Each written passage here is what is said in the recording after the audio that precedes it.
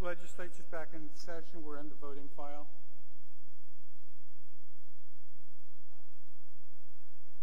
Bill number 72-34. Roll call. Oh.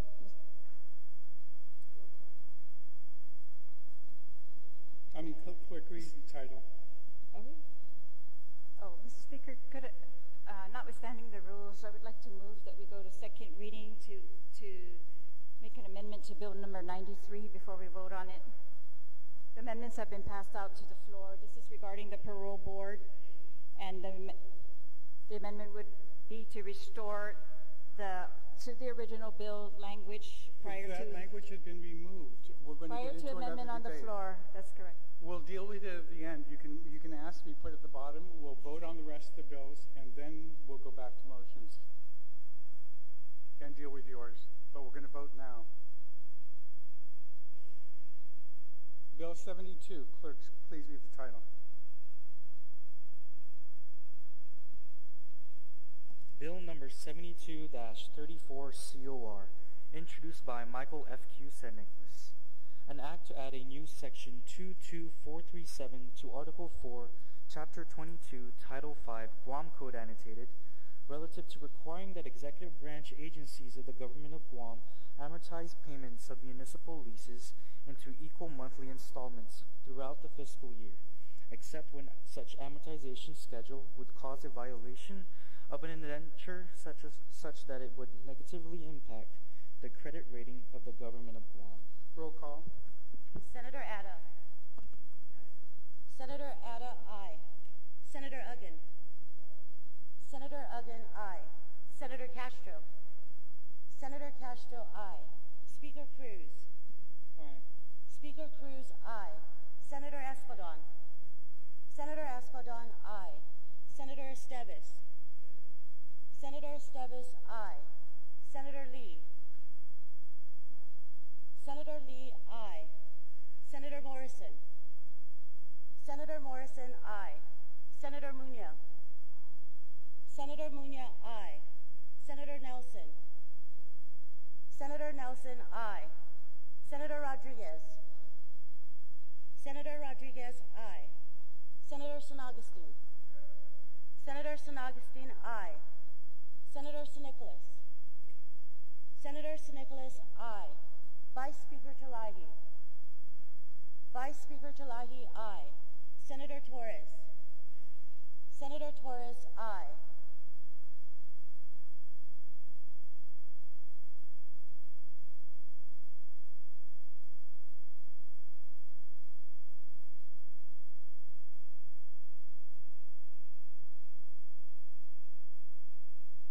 Bill 72-34 received 15 ayes. Bill 72-34 COR is duly passed by the body. Bill 30-34. Clerk, please read the title. Bill number 30-34 COR, as corrected by the prime sponsor. Introduced by Dennis G. Rodriguez Jr., Joe S. San Agustin. An act to repeal and reenact Section 1103 and to add new Sections 1103.1 and 1103.2, all of Chapter 1, Division 1, Title 10, Guam Code Annotated, relative to the Medical Referral Assistance Office. Roll call. Senator Atta. Senator Atta, aye. Senator Uggan. Senator Uggan, aye. Senator Castro. Senator Castro, aye. Speaker Cruz. Aye. Speaker Cruz, aye. Senator Espadon. Senator Espadon, aye. Senator Esteves. Senator Esteves, aye. Senator Lee. Senator Lee, aye. Senator Morrison. Senator Morrison, aye. Senator Muña. Senator Muña, aye. Senator Nelson. Senator Nelson, aye. Senator Rodriguez. Senator Rodriguez, aye. Senator San Agustin. Senator San Agustin, aye. Senator San Nicholas. Senator San Nicholas, aye. Vice Speaker Talahi. Terlahi, aye. Senator Torres. Senator Torres, aye.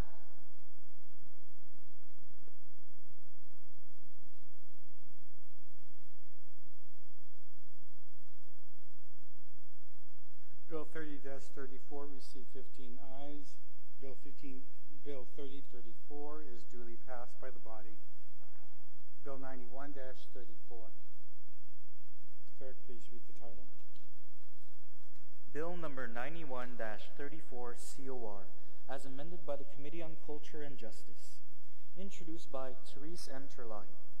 An act to amend sections 1602 and 1603 of Chapter 16, Title I, Guam Code Annotated, relative to promoting affordable access to updated and searchable laws, rules and regulations, executive orders, attorney general opinions, and court decisions. Roll call. Senator Atta. Senator Atta, aye. Senator Uggan. Senator Uggan, aye. Senator Castro. Senator Castro, aye. Speaker Cruz. Aye. Speaker Cruz, aye. Senator Espadon. Senator Espadon, aye. Senator Esteves. Senator Esteves, aye.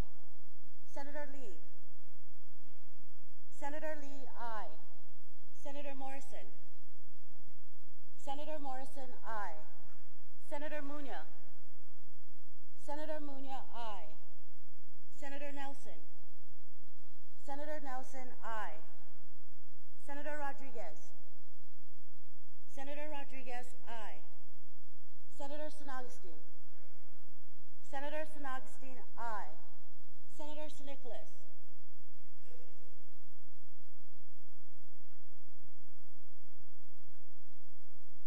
Senator San Nicolas, aye. Vice Speaker Terlahi. Vice Speaker Terlahi, aye. Senator Torres. Senator Torres, aye.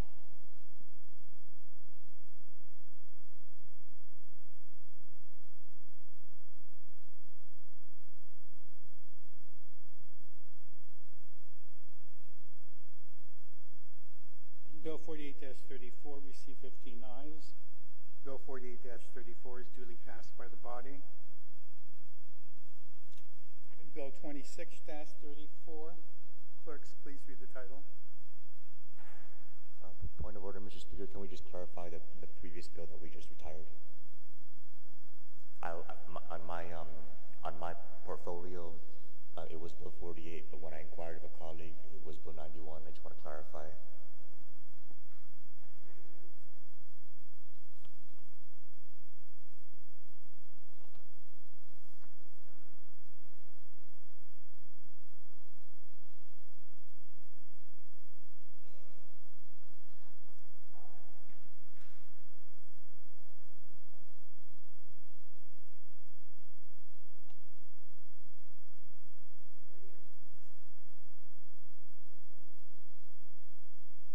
My apologies.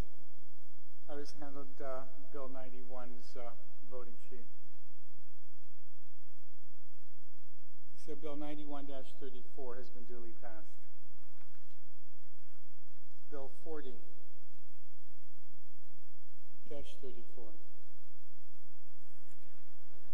Bill number 40-34 COR, as amended by the Committee on Innovation and Economic, Workforce, and Youth Development, and further amended on the floor, introduced by Mary Camacho Torres and BJF Cruz. An act to add a new Chapter 6 to Division 1 of Title 22, Guam Code Annotated, relative to the Fair Chances Hiring Process Act.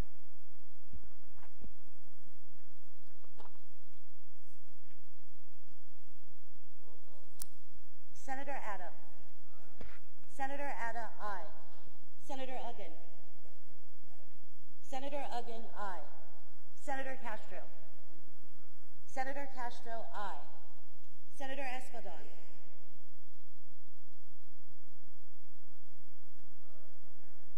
I'm sorry. Speaker Cruz. Aye. Speaker Cruz, aye. Senator Espadon. Senator Espadon, aye.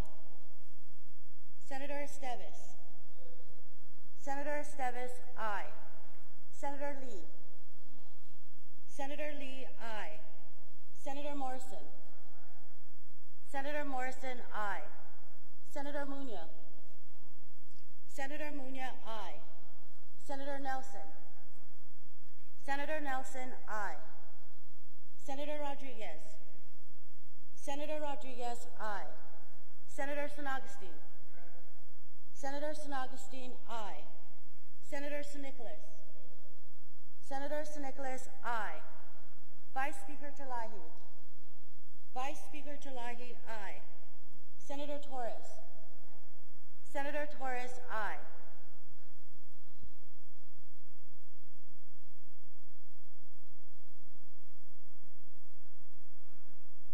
Bill 40-34 received 15 ayes. Bill 40-34 is duly passed by the body. Bill 26-34. Clerk, please read the title. Bill number 26-34 COR, as corrected by the Prime Sponsor and amended on the floor, introduced by Talina Cruz Nelson. An act to amend Section 3 of Public Law 33-104 and Section 2 of Public Law 33-176 relative to extending the timelines and means of notification for land for the landless purchasers. Roll call.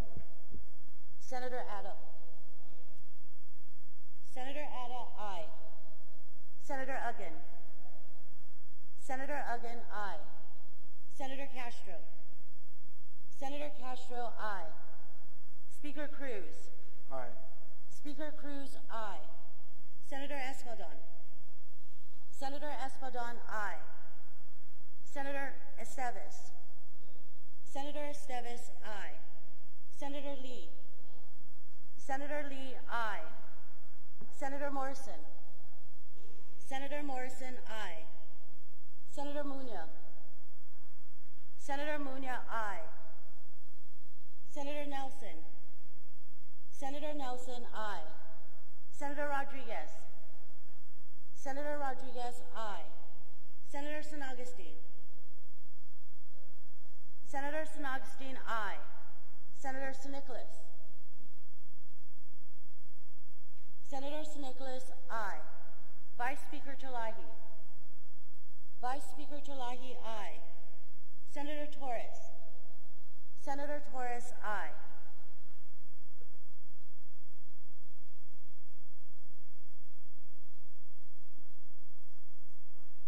Bill 26-34 received 15 ayes.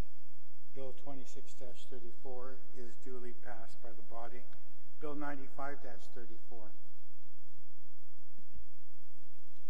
Bill number 95-34. Colleagues, we passed over 93. We're going to come back to it. 95-34, roll call, please.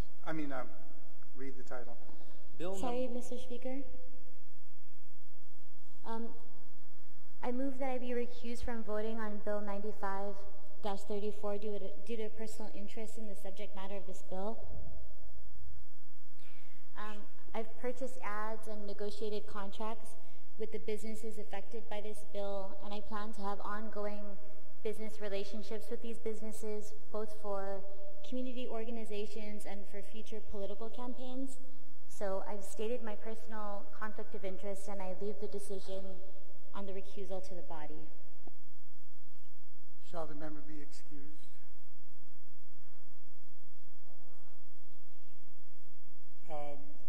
A show of hands, please. Any objection to the motion, the senator being excused? Mr. Speaker, if that's going to be the basis for being excused, I think there have been a number of us who have advertised on the same billboard or the electronic signage, and so I just want to bring that, because if we're going to excuse her for voting because she's done business with this group, then I would also, and anybody else who has advertised on any of these billboards, may have to excuse themselves as well. So at this point, I would have to at least object to that. Senator Uggan.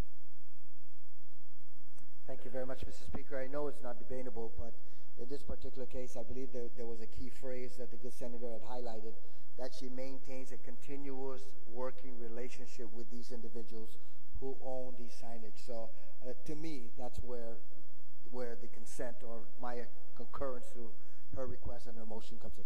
Thank you. There's Senator Torres. Well, we'll just vote. Shall the member be excused? There's been an objection. There was an objection, so it would need 8 votes for her to be excused.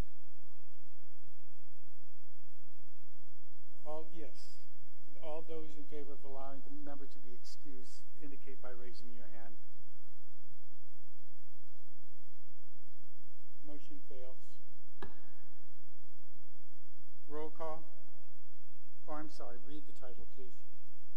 Bill number 95-34 LS, as amended by the Committee on Environment, Land, Agriculture, and Procurement Reform. Introduced by Michael F.Q. Nicholas, Thomas C. Atta, William M. Castro. An act to add a new subsection C to section 61543 of subarticle 5, article 5, chapter 61, title 21, Guam Code annotated, relative to electronic signage. Senator Atta. Senator Atta, aye. Senator Uggan. Senator Uggan, nay. Senator Castro. Senator Castro, aye. Speaker Cruz. Speaker Cruz, nay. Senator Espadon. Senator Espadon, aye. Senator Esteves. Senator Esteves, aye. Senator Lee. Senator Lee, aye. Senator Morrison. Senator Morrison, aye. Senator Munya. Senator Munya, aye. Senator Nelson.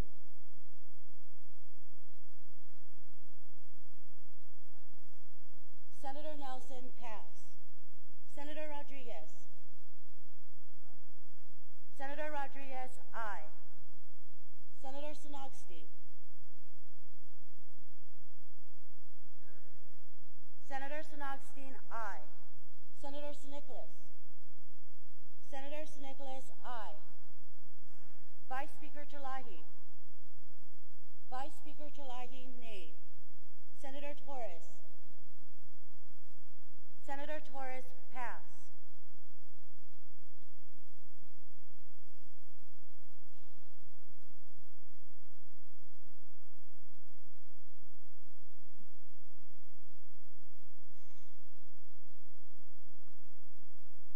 Senator Nelson.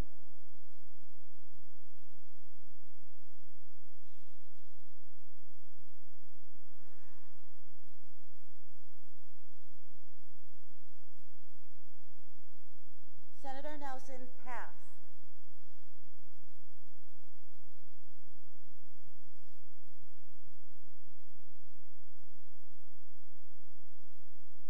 Senator Torres. Senator Torres, pass.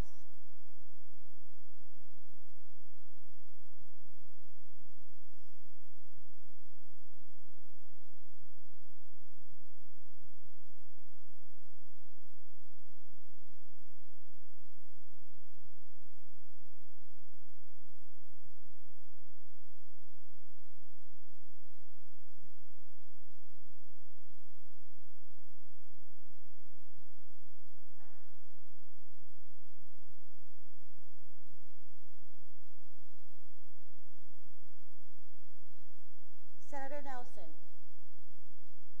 Senator Nelson, aye.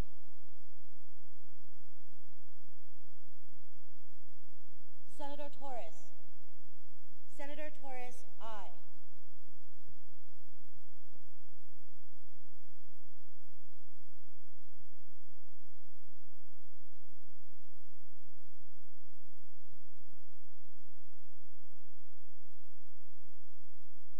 Bill 95-34 COR received 12 ayes, 3 nays.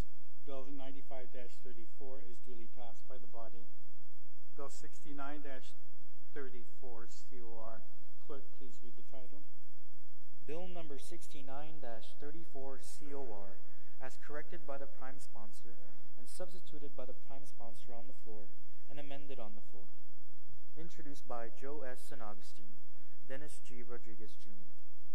An act to amend Section 122503K to add new sections 122503EE and 122503FF, to amend Section 122508 to add new sections 122509D7 and 122509E7, and to amend Section 122510A, all of Article 25, Chapter 12, Division 1, Title 10, Guam Code Annotated, relative to requiring the Department of Revenue and Taxation to collect fees and issue business licenses for the commercial cultivation, manufacturing, laboratory testing, and dispensary activities of medical cannabis, and to further implement the Joaquin K.C. Conception II Compassionate Cannabis Use Act of 2013. Roll call. Senator Adda. Senator Adda, aye. Senator Uggan.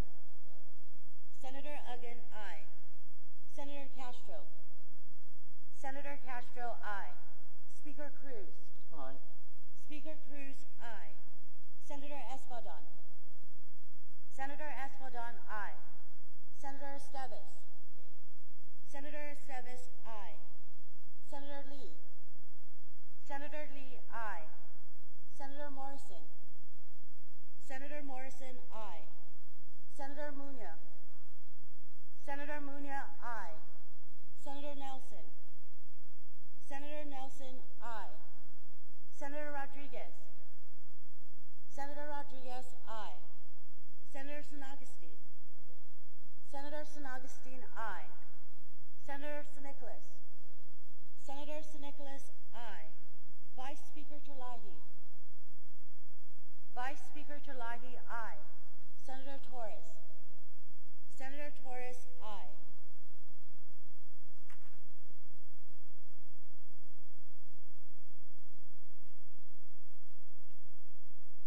Bill 69-34 received 15 ayes.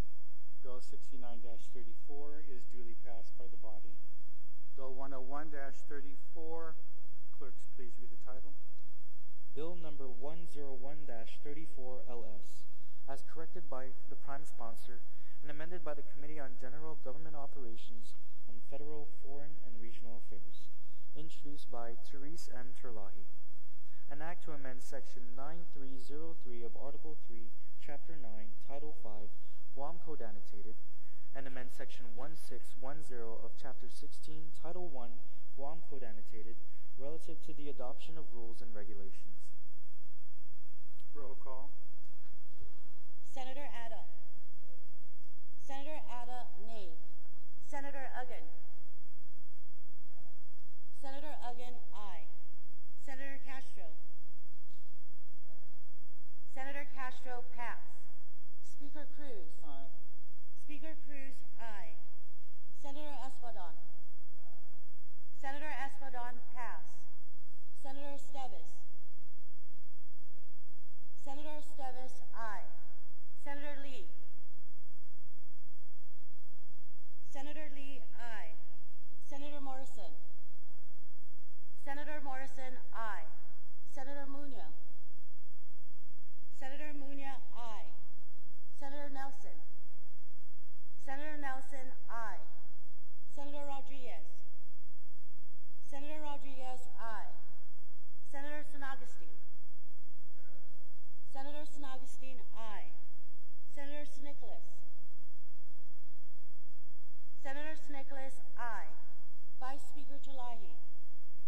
Vice Speaker Terlahi, aye. Senator Torres. Senator Torres, aye.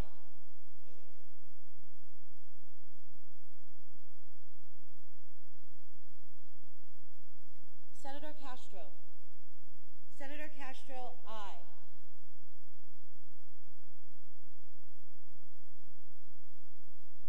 Senator Espadon. Senator Espadon, aye.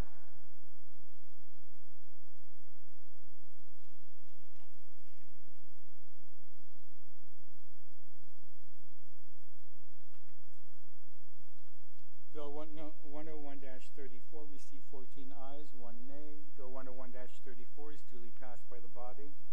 Bill 102-34. Clerks, please read the title. Bill number 102-34 LS, introduced by Therese M. Terlahi. An act to amend Section 9301G, H, and I of Article 3, Chapter 9, Title 5, Guam Code Annotated, relative to increasing public awareness of the economic impact of rules and regulations. Roll call. Senator Ada. Senator Ada, aye. Senator Uggan. Senator Uggan, aye. Senator Castro. Senator Castro, aye. Speaker Cruz. Aye. Speaker Cruz, aye. Senator Espadon. Senator Espadon, aye. Senator Esteves. Senator Esteves, pass. Senator Lee. Senator Lee, aye. Senator Morrison. Senator Morrison, aye. Senator Muña. Senator Muña, aye. Senator Nelson. Senator Nelson, aye. Senator Rodriguez. Senator Rodriguez, aye. Senator San Augustine. Senator San Augustine, aye. Senator San Nicolas. Senator San Nicolas, aye. Vice Speaker Terlahi. Vice Speaker Terlahi, aye. Senator Torres. Senator Torres, aye.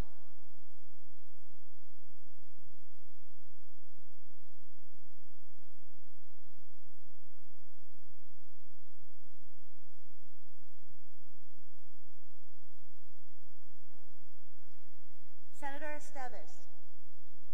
Senator Esteves, aye.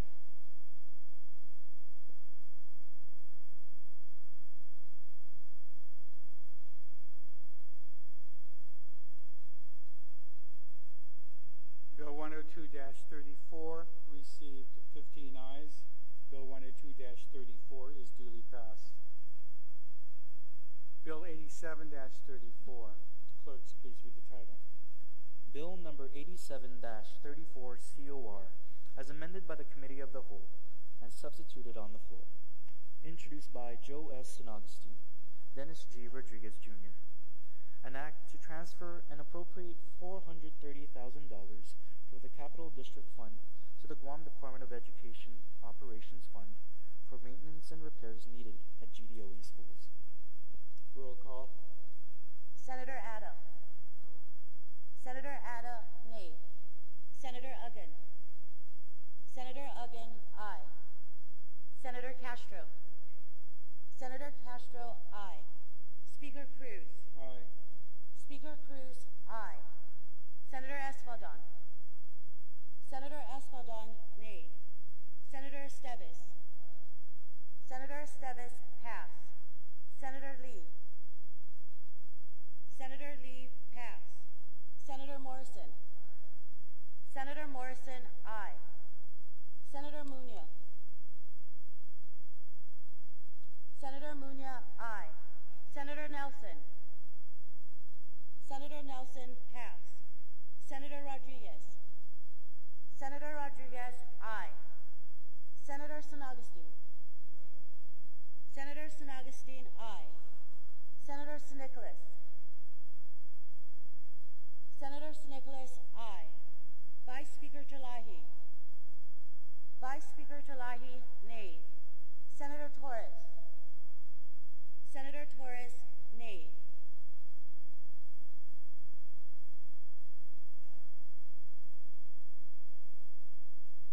Senator Esteves. Senator Esteves, aye.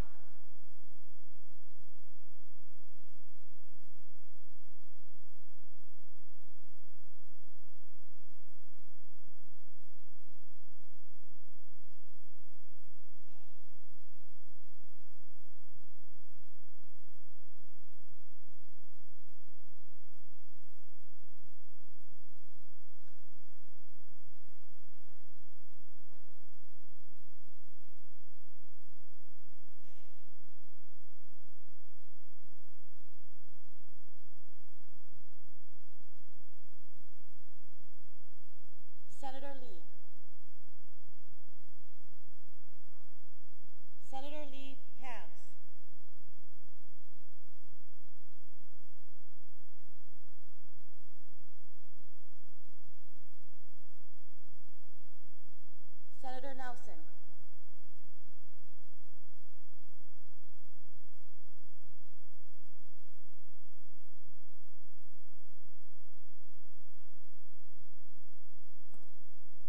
Senator Nelson, nay.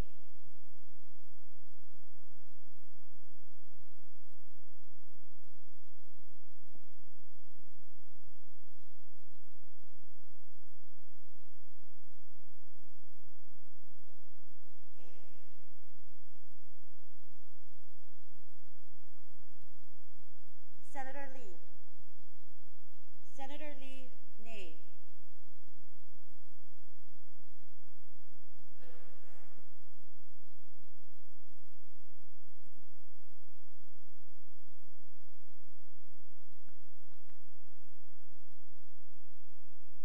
Bill 87-34 received 9 ayes, 6 nays.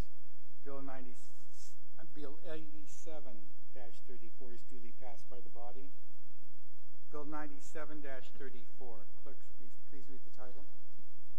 Bill number 97-34 LS, as corrected by the prime sponsor and amended on the floor. Introduced by Dennis G. Rodriguez Jr., Joe S. San Agustin.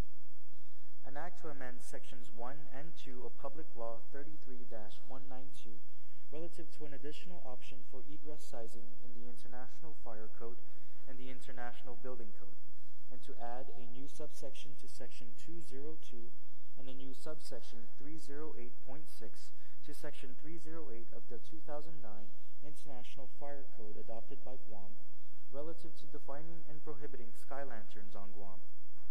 Roll call. Senator Ada. Senator Ada, aye. Senator Uggan. Senator Uggan, aye. Senator Castro. Senator Castro, aye. Speaker Cruz. Aye. Speaker Cruz, aye. Senator Espadon. Senator Espadon, aye. Senator Esteves. Senator Esteves, aye. Senator Lee. Senator Lee, aye. Senator Morrison. Senator Morrison, aye. Senator Munya. Senator Munya, aye. Senator Nelson.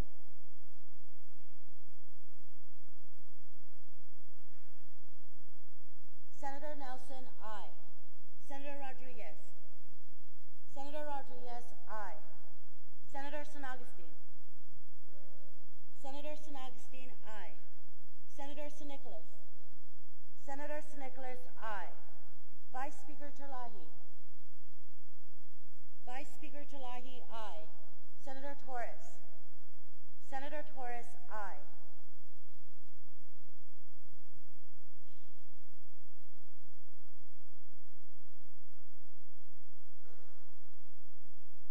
Bill 97-34 received 15 ayes.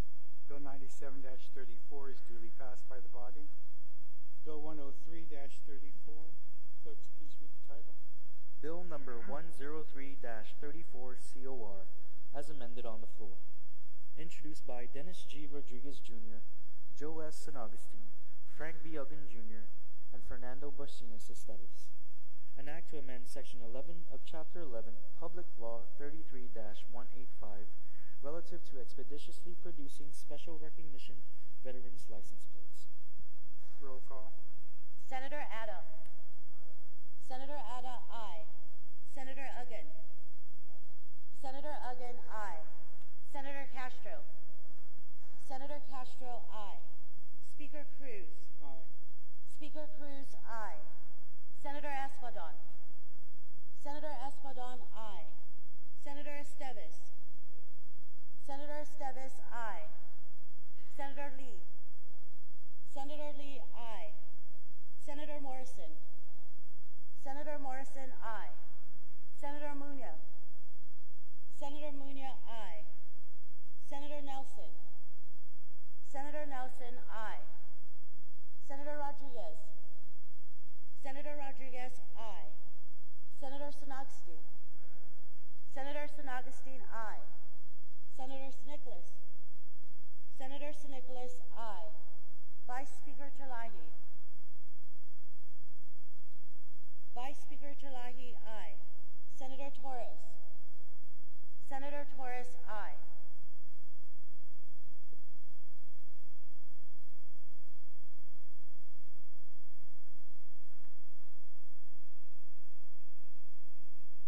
Bill 103-34.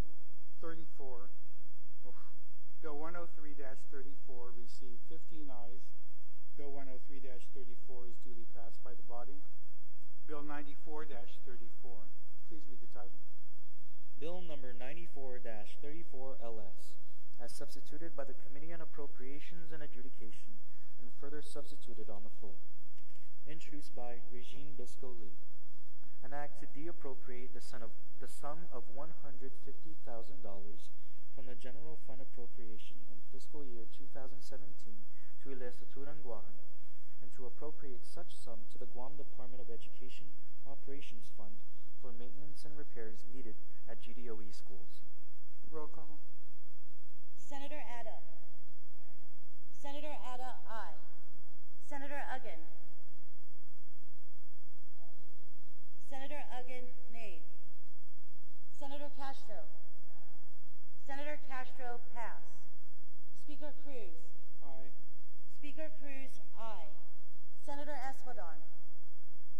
Senator Espadon, aye. Senator Esteves.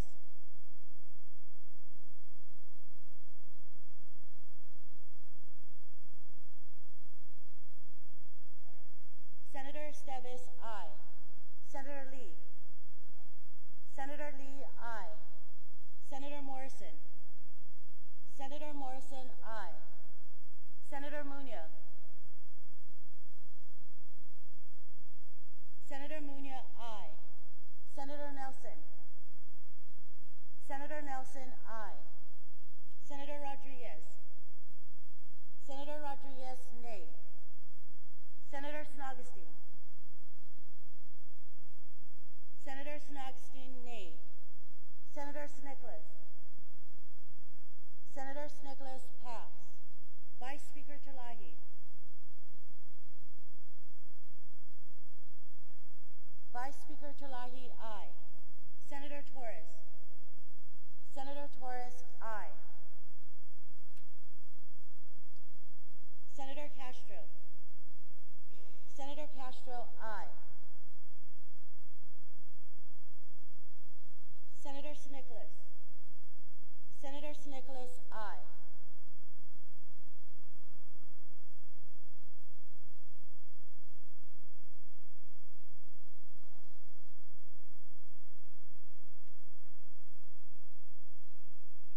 Bill 94-34 received 12 ayes, 3 nays. Bill 94-34 is duly passed by the body. Congratulations, Senator Lee.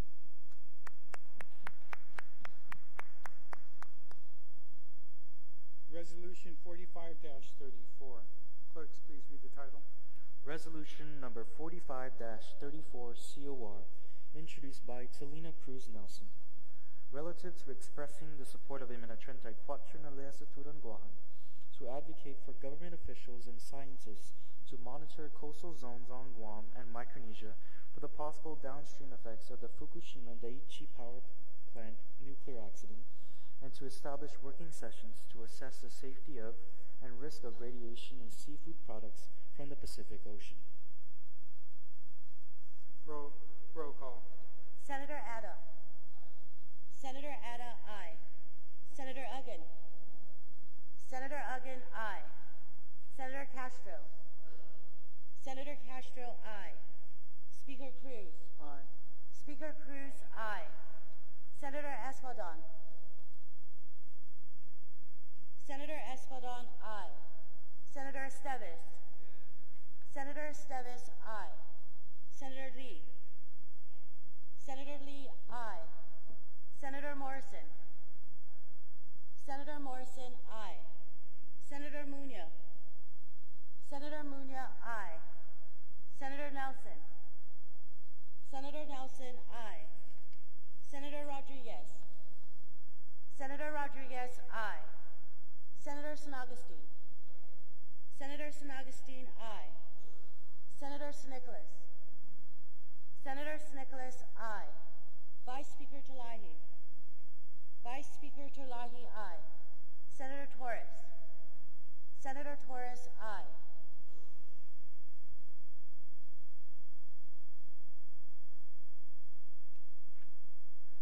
Resolution 45-34 received 15 ayes. Resolution 45-34 is duly passed by the body.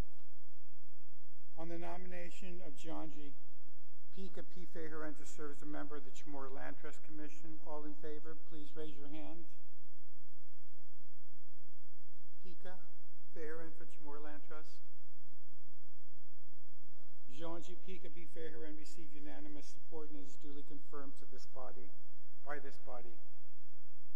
On the nomination of Elizabeth Fisher Rages to serve as Bank Executive Officer Representative of the Guam Banking and Insurance Board, all in favor, please raise your hand.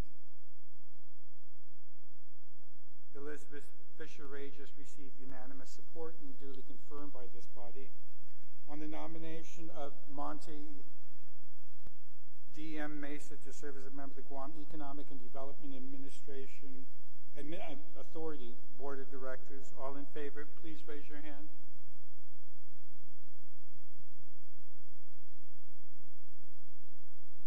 Mr. Mesa received unanimous support.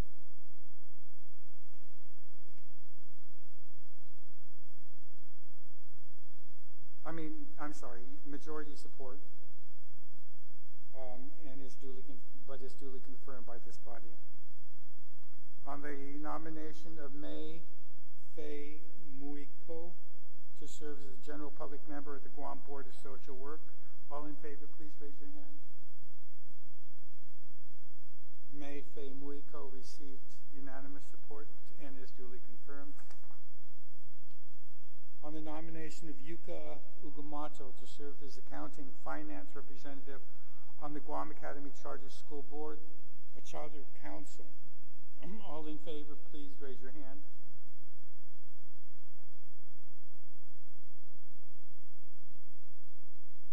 Yuka Ugumato received unanimous support of this body and confirmed by this body. On the nomination of Aja Ramos to serve as NASW representative of the Guam Board of Social Work, all in favor, please raise your hand.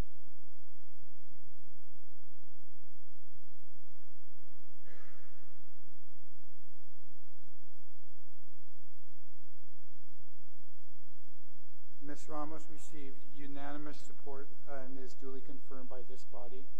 On the nomination of Joseph C. Wesley to serve as a member of the Guam Parole Board, all in favor, please raise your hand. Joseph C. Wesley received unanimous support. Vice Speaker, you're recognized. Thank you, Mr. Speaker.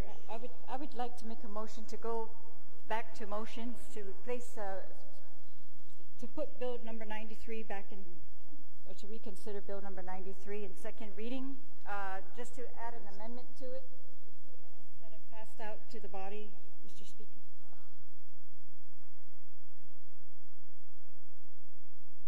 I'm sorry, just a second.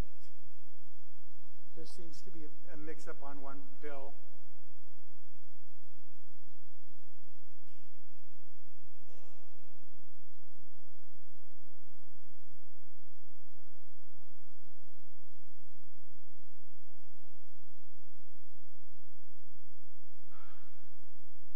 Bill 48 had to be replaced. Has everybody had a chance to review it? We'll go back into the voting file first. And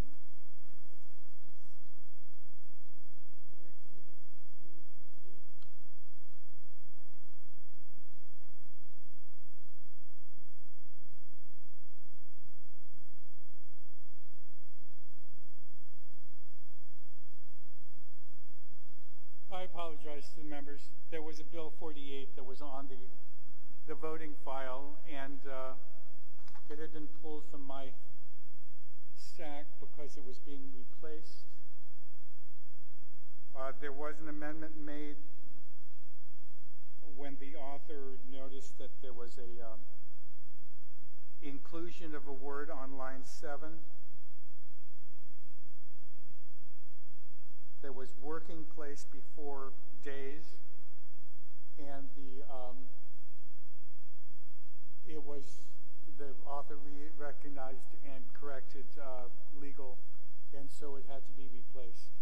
So on the engrossed bill, with it just 20 days, all right, it should read just 20 days.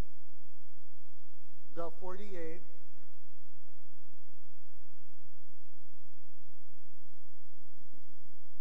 I don't know where they put it on your files. I don't know where they put it. She's looking for hers.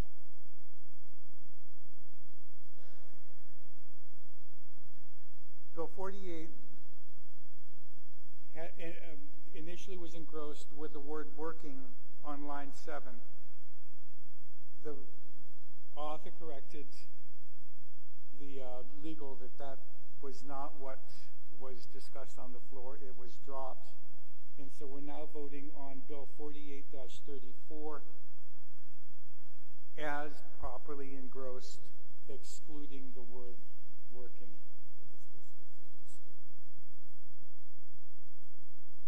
Point of order, Mr. Speaker. So which one? Jen, why was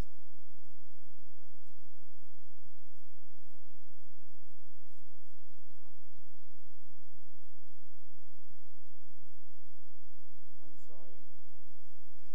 It's not the working was included, but it should read Saturdays, Sundays, government of Guam holidays exempted. Yes. Point of order. Yes.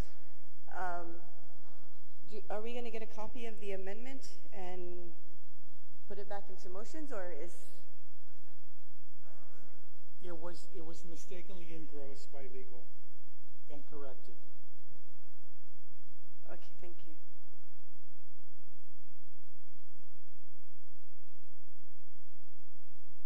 So the correct engrossed bill should be the one with Saturdays, Sundays, government of Guam holidays accepted. Is that correct, Senator Muñoz? Clerk, please read the title. Bill number 48-34 COR, as corrected by the Prime Sponsor and amended on the floor. Introduced by Luis B. Muñoz. An act to add a new section 4130 to Article 1 of Chapter 4, Title 4, Guam Code Annotated, relative to granting administrative leave to employees of the Government of Guam for the purpose of donating an organ, tissue, or bone marrow. Roll call. Senator Ada. Senator Ada, aye. Senator Uggan. Senator Uggan, aye. Senator Castro. Senator Castro, aye. Speaker Cruz. Aye. Speaker Cruz, aye. Senator Espadon. Senator Espadon, aye. Senator Esteves. Senator Esteves, aye. Senator Lee. Senator Lee, aye. Senator Morrison. Senator Morrison, aye. Senator Muñoz. Senator Muñoz, aye. Senator Nelson. Senator Nelson, aye. Senator Rodriguez. Senator Rodriguez, aye. Senator Snogstein. Senator Snogstein, aye. Senator Nicholas. Senator Nicholas, aye. Vice Speaker Tulahi. Vice Speaker Tulahi, aye. Senator Torres. Senator Torres, aye.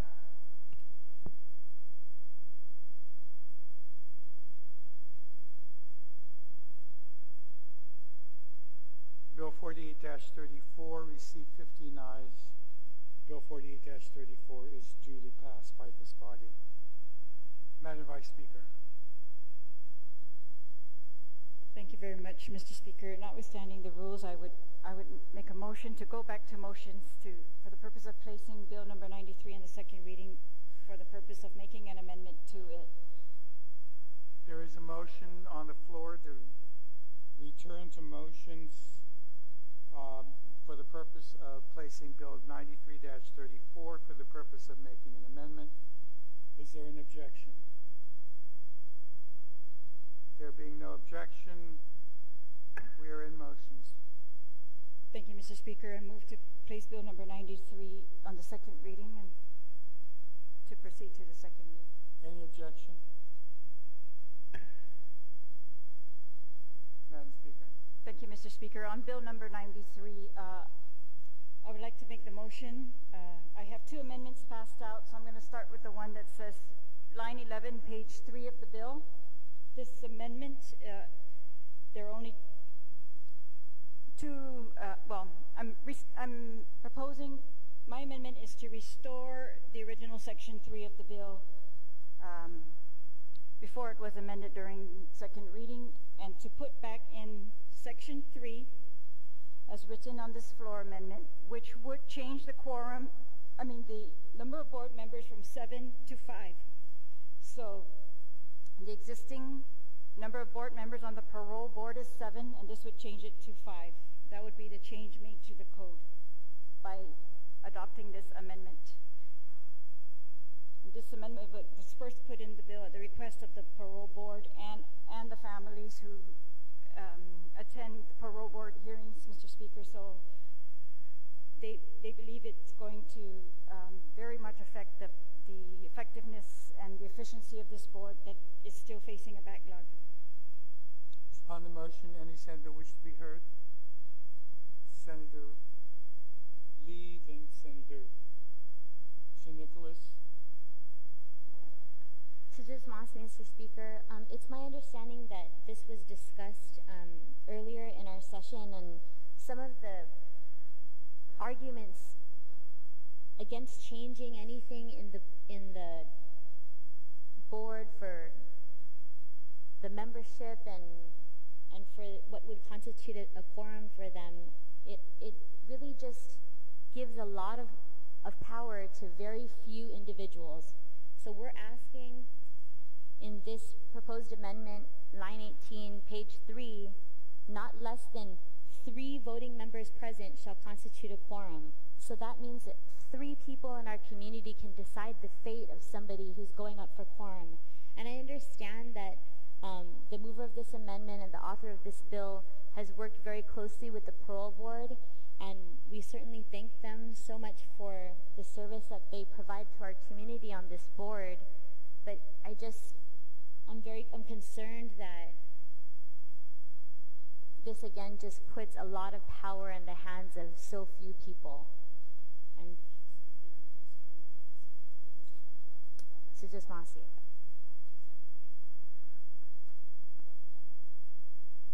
I'm not. There are, unfortunately, Are there 2 amendments, Senator Talahi, that you're making? Senator Lee, which one were you? There are 2 amendments, but she's correct. Changing the board composition from 7 to 5 would change the quorum. So from 4 to 3, which is what is included in the second amendment. It's a different section of this code. So it's on page 18. Correct. But we're not discussing that right now. We're discussing the total composition. That one amendment. But so she's correct. Which one were you discussing? I was discussing line 11, page 3, which changes the composition of the board from 7 to 5. Senator Lee, you were on the other amendment? No, she's just, her amendment, we have 2 amendments. Let's deal with them sequentially, okay? There you are. I apologize, Mr. Speaker, but I think my reservation would be with both. I just feel that lessening the amount of members required for a quorum, or lessening the amount appointed to the board, it just would again put power in the hands of even fewer members of our community. And I understand, I attended the public hearing, and I'm certainly in support of Bill 93, but perhaps there's another way that we can incentivize board members to participate. I understand it's a very difficult job, and I applaud them for providing this service to our community, but I just want to raise some caution in moving this amendment forward. Susan Masi. Okay. On the amendment, line 11, page 3, any senator wish to be heard on Senator Nicholas? You're recognized. Thank you, Mr. Speaker. Mr. Speaker, I was the original mover of the amendment that struck out that section from the bill. And the reason why was because when you reduce the number of members on a board, you reduce the need for not only a quorum, but you also reduce the number that's necessary for a majority vote. Reducing a 7-member board down to a 5-member board would reduce the need for majority vote from 4 down to 3. And while somebody may have been convicted by a jury of 12, all of a sudden their parole can be decided by a determination of only 3 individuals. I don't believe that the intent of the legislation jives with respect to that section we took out and with respect to the original language throughout the bill, which was predominantly to prevent families from having to constantly go before the parole board and defend their rationale for why a particular inmate should not be released. I felt like stretching that period from 2 years to 4 years was intended to give the affected parties less to worry about in terms of having to constantly go back and justify. But to take that into the context of they'll have less to worry about, but now there'll be less people to prove or to win over in order to get parole, I think the knife then starts cutting both ways. I think that I would prefer to see a parole board that has even more members. So there's a lot more minds at the table trying to rationalize whether or not an individual's justification for parole has merit. I think reducing it from a membership of 7 members down to a membership of 5 members just further empowers a fewer amount of people with a much bigger question. And I would prefer to have more individuals making that decision. I understand the intent of the amendment is so that the parole board can make quorum. And as I stated earlier when I made the motion to remove this section, I think that we can address quorum in different ways. Otherwise, if this amendment passes and the 5-member board can't get quorum, are we going to reduce it down to 3 members so we can get a quorum of 3 with a vote of 2? I mean, at what point are we going to realize that whittling down the composition of the board is actually going to result in a less thorough decision-making process? Quorum, I think, can be addressed by creating greater incentive for sitting on this board, which I think is prudent. We have the Public Utilities Commission, the CCU. We certainly can address the incentives of the parole board if we're having trouble getting individuals to sit on that board and do what's necessary in service of the community. But I don't think that reducing the number of members required to make a decision and reducing the number of members overall is good policy. So I object to the amendment, Mr. Speaker. Thank you. Any other senator wish to be heard on the amendment? Line 11, page 3. You may close, Madam Vice Speaker. Thank you very much, Mr. Speaker. The number one reason that the bill was introduced was to make sure that the families would not have to repeatedly go before the board. They did testify at the hearing that one of the reasons they repeatedly go to these hearings is because there's a lack of quorum and then it gets rescheduled. So that was one of the concerns brought up, and the board itself has at the hearing and in letters insisted that they even recently have been unable to make quorum, and I agree. All of the concerns raised are legitimate, but I think primary what we need to do right now is allow them to proceed with this process with the quorum that they can reach. I don't think it's an unreasonable number because a lot of our boards have this amount, and some of them were exactly because of the same reason, because of the quorum issue. And so I would just ask my colleagues to please consider this in order for the board to move forward. effectively immediately right now while they're facing a backlog. Thank you. Thank you. On the motion, any objection? I'm sorry, Mr. Speaker, point of inquiry. I guess this is more of a judicial question, but let's say some individual went up for a parole hearing when there was a 7-member board and they weren't able to get parole because they didn't get 4 votes, they got 3. Would changing the composition of the board now create an equal protection issue where everybody who was denied by a 7-member board will automatically be entitled to an immediate rehearing by a 5-member board? Just out of curiosity, it just occurred to me now, so that's a point of inquiry. Maybe perhaps to the author or a general question. Do you yield? Sure, Mr. Speaker. I don't think that could be an issue. We've changed membership of boards that do adjudication. It's never been an issue that I'm aware of, Mr. Speaker, and I think they have the due process is due from the board that is constituted by law at the time that the adjudication is taking place. I also wanted to point out that the 5 members is what many other parole boards consist of throughout the nation.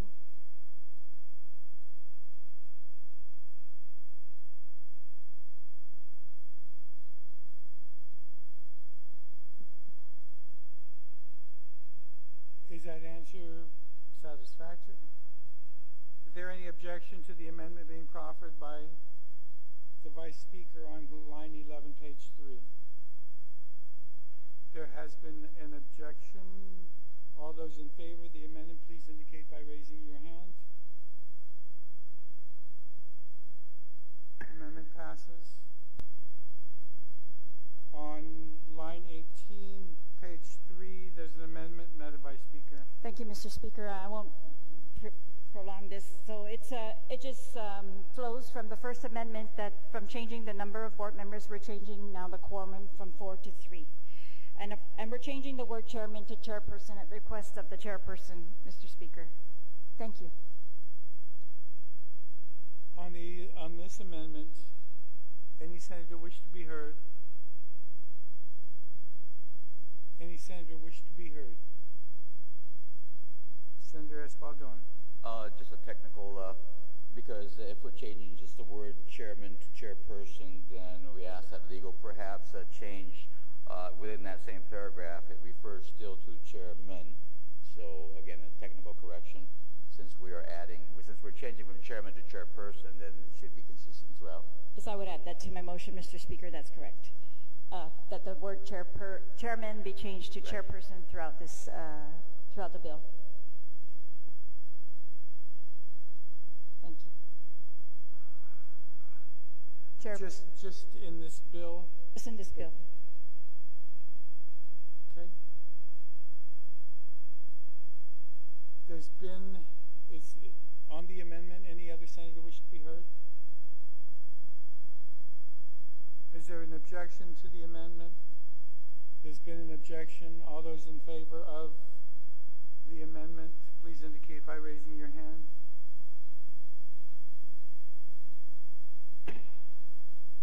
Motion pass.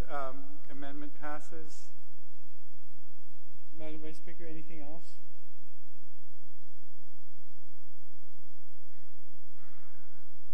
We'll have to take a few minutes to engross the bill for our voting. Speaker, I would move that we vote without engrossment.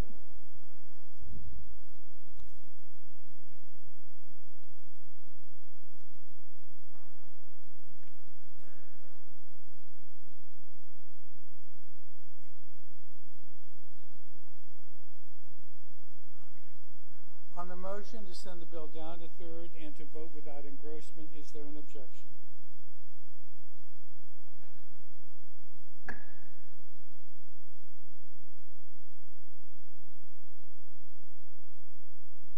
We have exhausted the agenda items for today, and we'll go down to voting file. Point of order, Mr. Chairman, Mr. Speaker. We have not voted on this bill. I know we're going to voting file now. Thank you.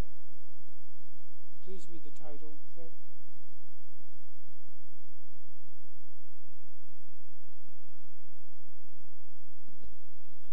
Bill number 93-34 COR as amended on the floor. Introduced by Therese M. Terlahi and Talina Cruz Nelson. An act to amend Section 80.72B of Article 5, Chapter 80, and to add a new Section 85.61 to Chapter 85, both of Title 9, Guam Code Annotated, relative to improving the Guam Parole Board processes. Roll call. Senator Atta. Senator Atta, aye. Senator Uggan. Senator Uggan, aye. Senator Castro. Senator Castro, aye. Speaker Cruz. Aye. Speaker Cruz, aye. Senator Espadon. Senator Espadon, aye. Senator Esteves. Senator Esteves, aye. Senator Lee. Senator Lee, aye. Senator Morrison. Senator Morrison, aye.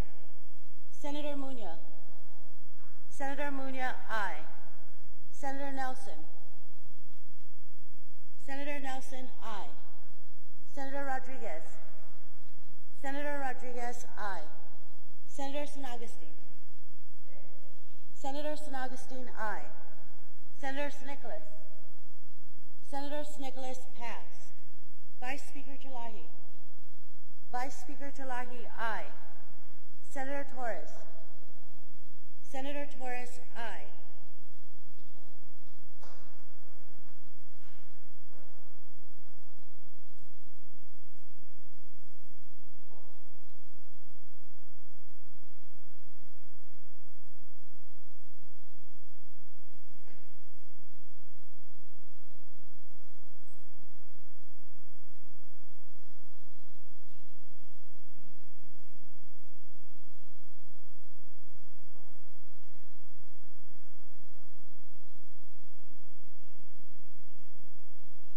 Senator San Nicolas. Senator San Nicolas, pass.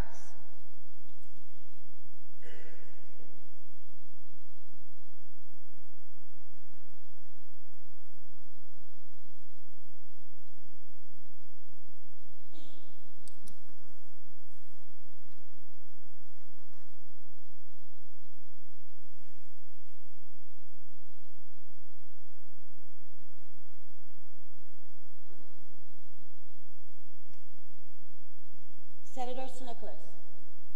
Senator San Nicolas, nay.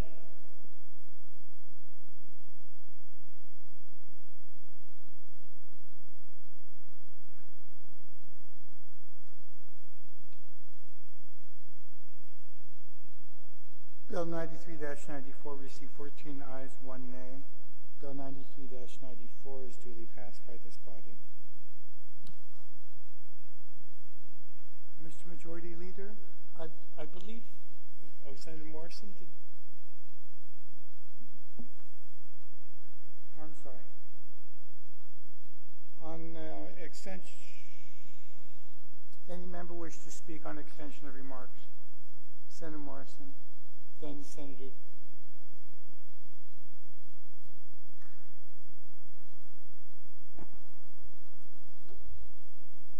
Thank you, Mr. Speaker. Mr. Speaker, I'm particularly speaking on regards to our standing rules that I mentioned earlier throughout session with respect to the review process. That in my opinion earlier, I mentioned that it makes it very difficult to move forward with legislation. I'm very concerned specifically with the step that gives the authority to the chairman of rules to determine if the bill as substituted or amended will need a subsequent hearing or an additional hearing. I know that the body is still in the process of selecting who may be or he or she be the next chair of rules. But I'm just raising these concerns as we move forward in this process, that we could also, knowing that we've been 6-7 months throughout the term, seeing where the challenges are, where we can make some needed revisions to the standing rules where we could make the process more efficient.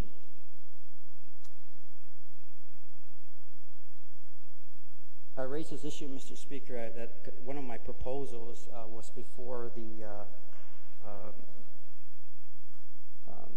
went through a public hearing, and was submitted along with a complete committee report by the Oversight Committee to the Rules Committee in time for this June's legislative hearing. It's returned to the Oversight Committee so that it may conduct a subsequent public hearing. The changes that were made to Bill 49 reflected the input provided at the public hearing. Certain sections of the introduced versions were removed based on recommendations from the public, and new language was added based on the recommendations that the public offered. So, Mr. Speaker, not only does the substitute bill reflect changes that were offered by members of the public and government agencies during the public hearing, similar, if not exact, changes also reflect what previous legislatures approved in a more comprehensive measure 6 months with the 32nd legislature.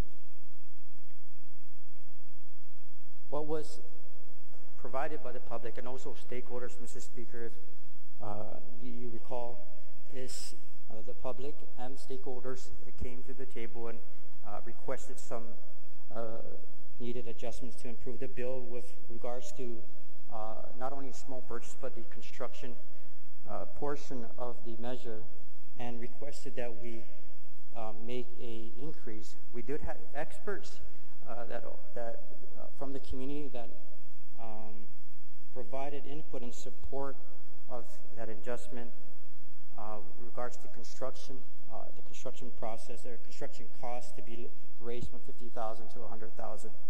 That was the change that was determined by the chair that was deemed materially different and would need a subsequent hearing, an additional hearing. Moreover, Mr. Speaker, a GSA just provided testimony asking that this legislation be passed quickly, understanding that the changes was made from the committee. And I appreciate the chairman for making the needed amendments, revisions to Bill 49.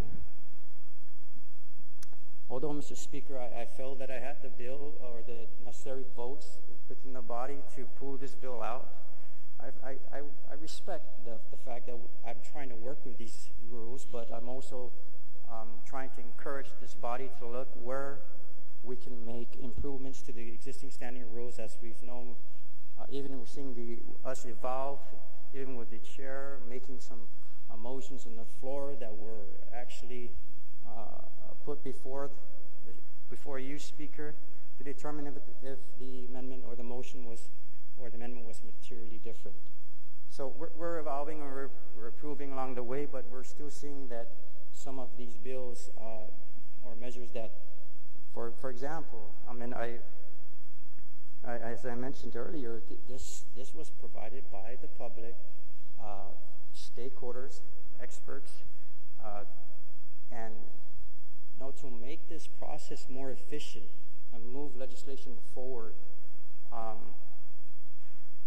I think we need to consider making some needed adjustments. I look forward to providing you that adjustment or amendment or to the rules in writing, and where we can make these improvements.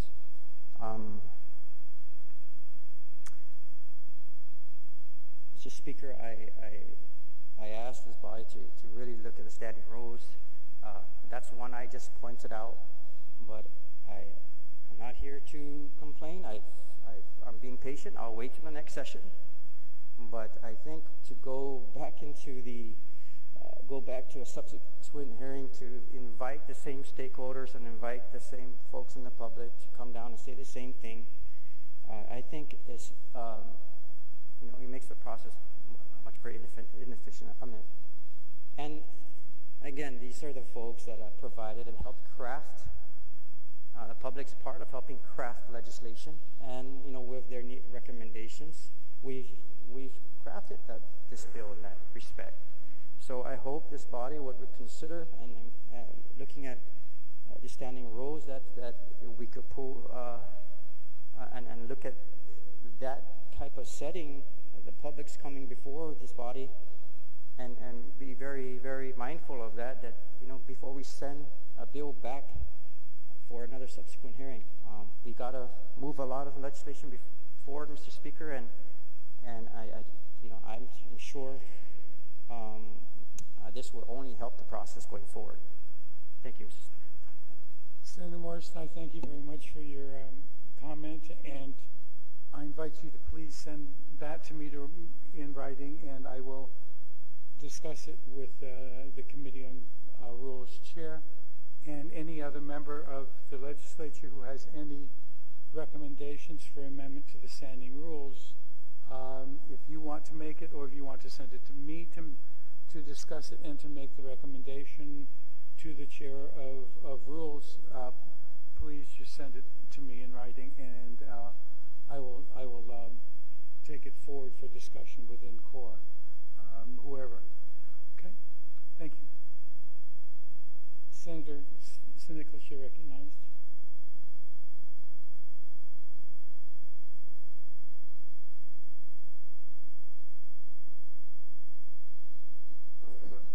Thank you, Mr. Speaker.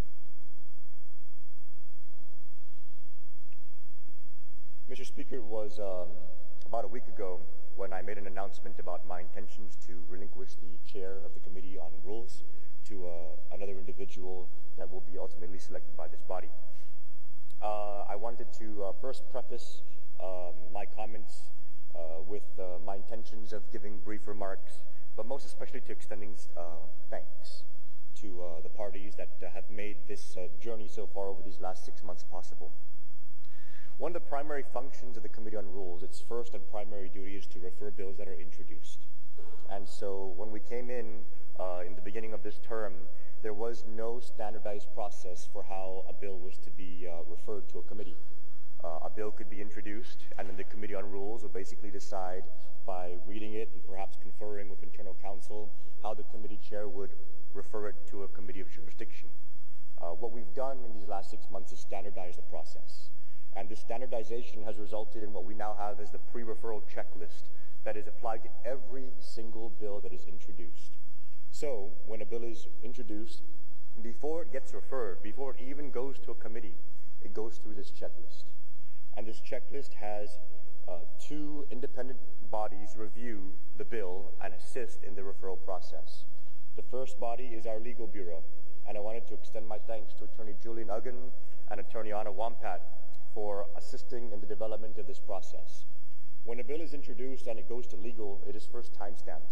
So it is dated and timed for exactly when it goes to the Legal Bureau. And they have 3 working days more or less to try and turn it around after reviewing it. The Legal Bureau looks at the bill from 2 angles. The first is whether or not the bill conforms with public law and has only one subject matter or multiple subject matters. This is in reference to 2 GCA Section 2108A and our Standing Rules Section 601A. The second angle that they look at is whether or not the bill conforms to our standing rules as to form and style. There are certain requirements for when a bill is introduced as to how it's formatted, how it addresses the subject matter that it is intended.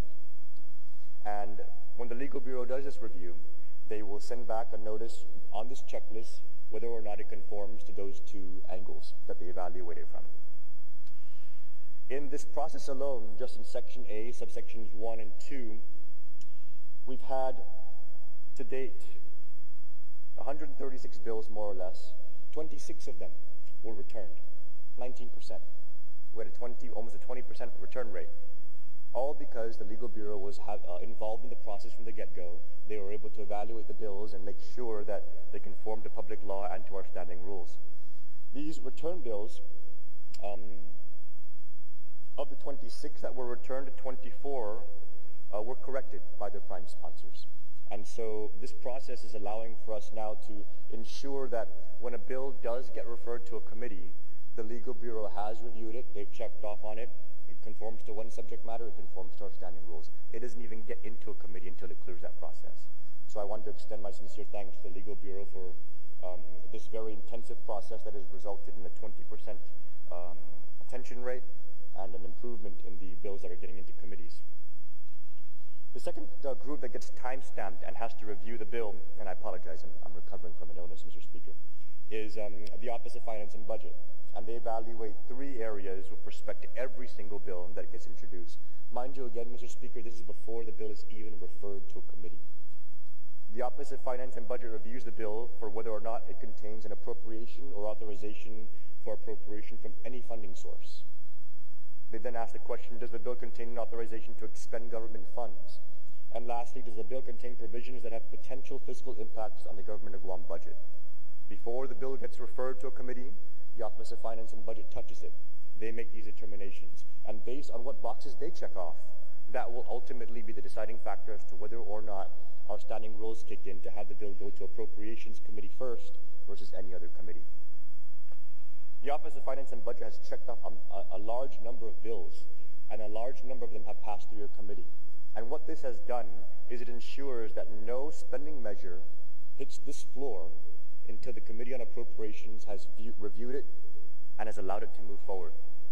Now what that does is it empowers this legislative body, and most particularly the Committee on Appropriations, to make sure that if we're going to be spending anything, we are fully aware of it and it's not just flowing through the legislative process of the Committee on Appropriations watching from the sidelines. You are now in full control. Once those 2 determinations are made from the Office of Finance and Budget and the Legal Bureau, we evaluate whether or not the bill has any impact on public debt. Most particularly, we apply it to our Standing Rule 601B1A, 1B, and B2. We evaluate whether or not the bill has any land, infrastructure, or building projects or capital improvement projects. We evaluate it if it's refinancing existing debt of not less than 2%, and we evaluate whether or not it authorizes public debt to fund the operations of any agency, instrumentality, or public corporation. If the bill does not fund any land, infrastructure, building project, or capital improvement project, but it does intend to borrow, we're not able to move it forward. If it is intending to refinance, but it doesn't do it for less than 2%, we are not able to move it forward. And if the bill is intending to borrow to fund operations, we are not able to move it forward. All of these have to be checked off in the pre-referral process before it can even get referred to a committee. If it does get referred for a land or infrastructure or a building project, it must have a master plan. And one of the good signs that we're seeing right now is I understand the hospital is working on a master plan. I even saw a notice in one of our newspapers that the prison is working on a master plan. So while we may not necessarily agree with the projects that come out of those master plans, we're no longer going to be authorizing debt without a master plan being in existence first. And that is very healthy for our community. Only after all of these things check off do we then refer the bill. If it had anything to do with any kind of appropriation, it goes to your Committee on Appropriations.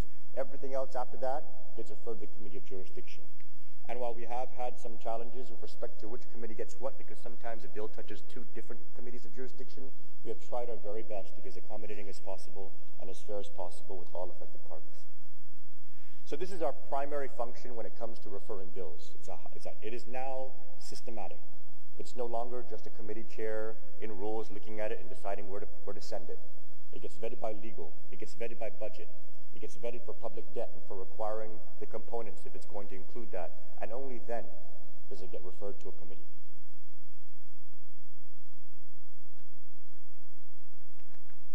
The work doesn't stop there for the Committee on Rules, because after a bill is referred to a committee, the committees have control.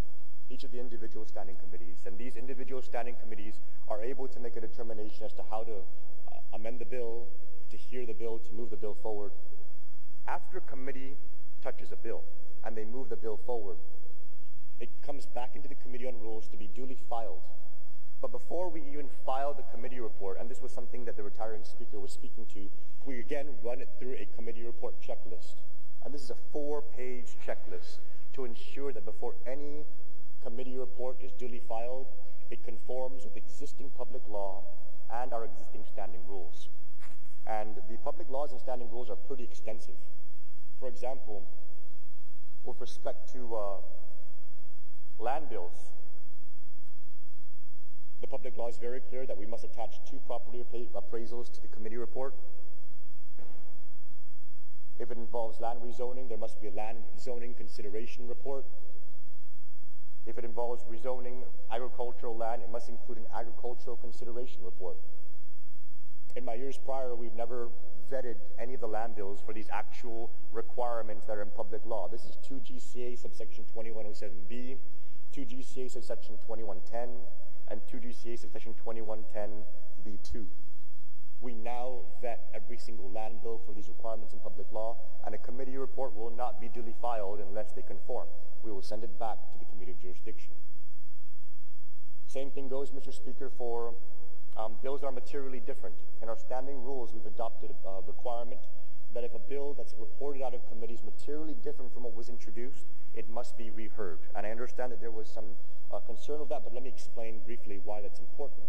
When a bill is introduced, when it goes through our pre-referral process and it finally gets sent to a committee, that is the bill that is on the website. That is the bill that everybody understands is going to be entertained in the committee, and subsequently, if it gets reported out of the committee more or less in the same context, that's the bill that's going to be entertained on the floor. But what can happen in committee is a bill can be materially changed from what was originally introduced. And so, for example, let's just use a random bill number 7.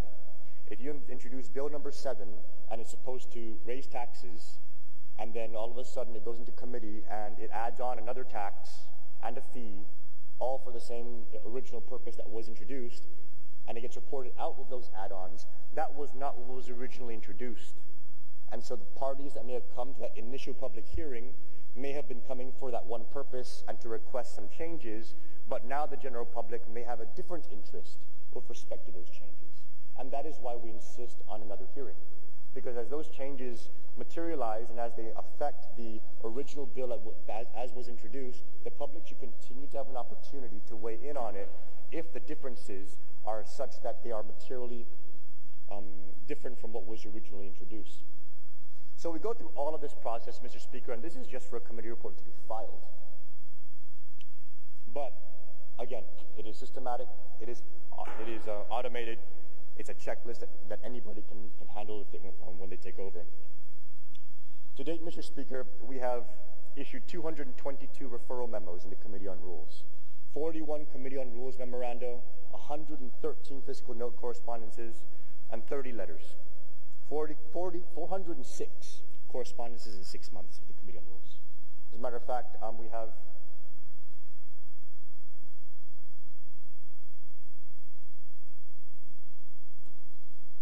3 huge binders, Mr. Speaker. These are 6 months worth of correspondence from the Committee on Rules. When I first came into COR, we didn't have a single binder. There wasn't any documentation. As a matter of fact, everything is in writing. If anybody wants to look at the chronological history of how the Committee on Rules operates, you can see the last 6 months worth of work.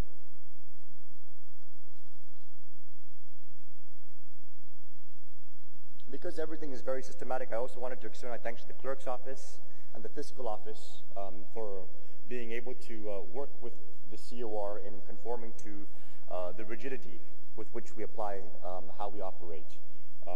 There were a number of times where we would be approached by a representative from the Clerk's Office with requests to expedite matters, to facilitate matters that were being asked for by senators, and we were very rigid about it, only because make exception for one, you're all of a sudden making exception for all, and then how do we continue to maintain a certain degree of operational expectancy when there's so many special orders being addressed?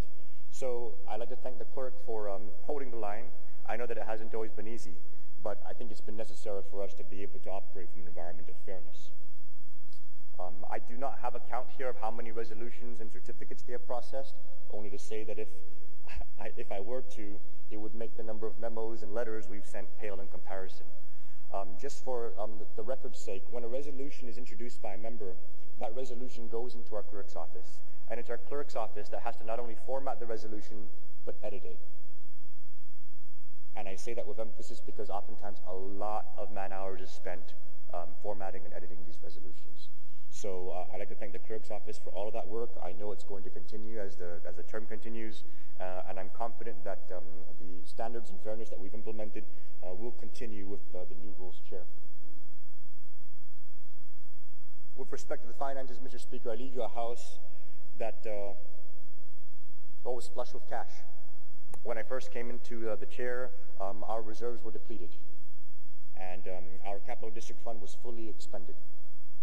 But with the hard decisions of the chair, we reversed $270,000 in gifted lapses, and we reversed a $437,000 furniture order, resulting in a $707,431 savings for Legislatura in these first 6 months.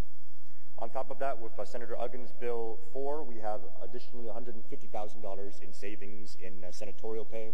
And on top of that, we have also reduced the central operations personnel costs by roughly 15%.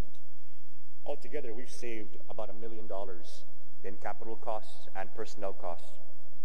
And I'm proud to say that with the passage of Bills 87 and 94, while we deplete $580,000 worth of recurring and fixed financial resources, that still leaves us with a $277,431 surplus tracking to the end of the fiscal year.